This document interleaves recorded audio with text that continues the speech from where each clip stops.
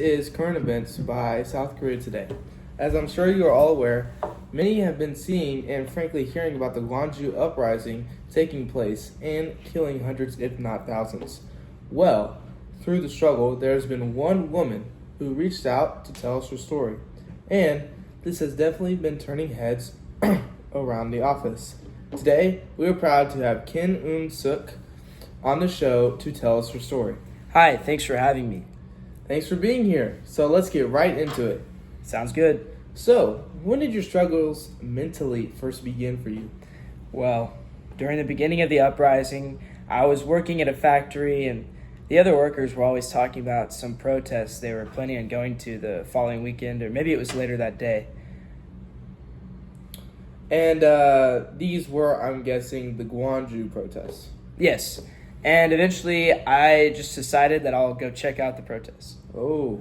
These protests really opened my eyes to the situation, and after seeing the pure inhumane violence from the government, take your time, please.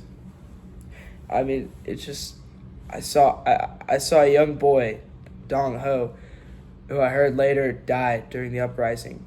I even had a chance to stop him. I mean, he was at the top of the stairwell, and I tried to call him back down so he wouldn't go out there, and he just didn't listen.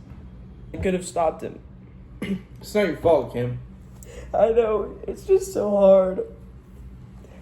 All of this was just made worse from the pressure my boss was putting on me. He wanted these documents, and I refused because I was doing what I believed to be right. As any good person would. Yes, and so I refused to grant him access to these documents, and he slapped me across the face over and over, and it got harder with each slap. Oh, wow, that's horrible. Yes, it was. Okay, and so how did that affect you mentally and physically? Well, it was obviously pretty damaging to me physically. I mean, I'm not sure if the side of my face will ever recover. I wasn't going to say anything, but I do kind of see what you mean. Excuse me. I know. It's so hard. Yes, and so I suffered mentally, and it was just made worse by trying to battle my struggle regarding the boy's death, Dong Ho. So, a few years later, kind of recently, it came to me that I hadn't ever really gotten over the slaps and my trauma from the uprising. Oh, wow. I'm sure that was very hard. Yes, it was. And so I began each day with the goal to forget one day's worth of slaps. Oh, and, well, how did that go? I was miserable each day, remembering the atrocities I witnessed and suppressed from what I assumed to be PTSD. That would make sense. So with each day, I tried to forget a slap. And on the 7th day, I realized something. What did you realize?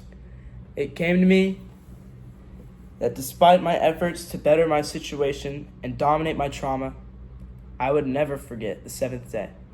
It was impossible to fully erase this from my memory. That's very powerful. Thank you. Yes. And ever since, I've tried to live with my trauma and not suppress it. Well, I think all of us could learn a little something from your mental strength.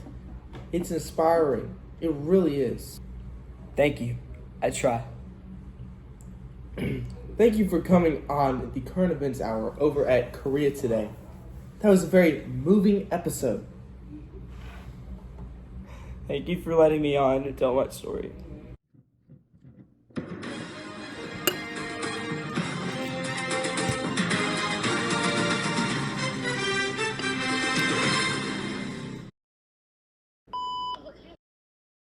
And maybe help others.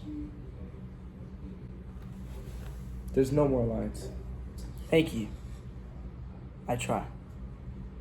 Thank you for coming on the Current Events Hour over at South Korea Today. We have to redo that last bit. That was a very moving episode. No, all right, we have to redo it. So, you're an Asian woman, you told me.